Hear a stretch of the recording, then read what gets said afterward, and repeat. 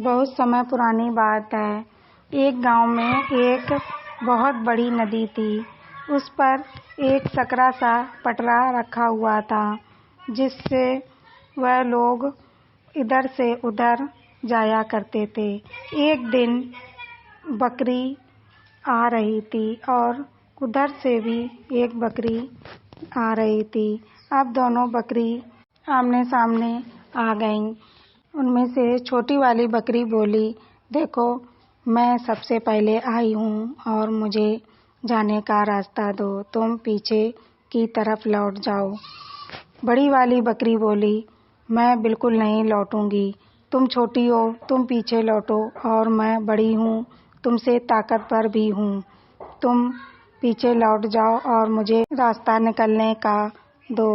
वह बोली, देखो, मैं पीछे बिल्कुल नहीं लौटूंगी।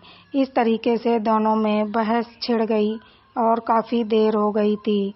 बहस होते होते इन दोनों में अब तो तेजी से लड़ाई भी होने लगी।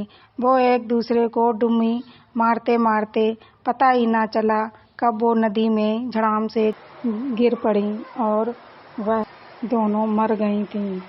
फिर कुछ दिनों बाद दोबारा फिर दो बकरियां आईं और दोनों एक दूसरे को देखकर सोचने लगीं कि अगर हम लड़ेंगे तो यही नदी में गिर जाएंगे और आगे अगर बढ़ेंगे तो एक सकरा पटरा है, हम आगे भी नहीं जा सकते।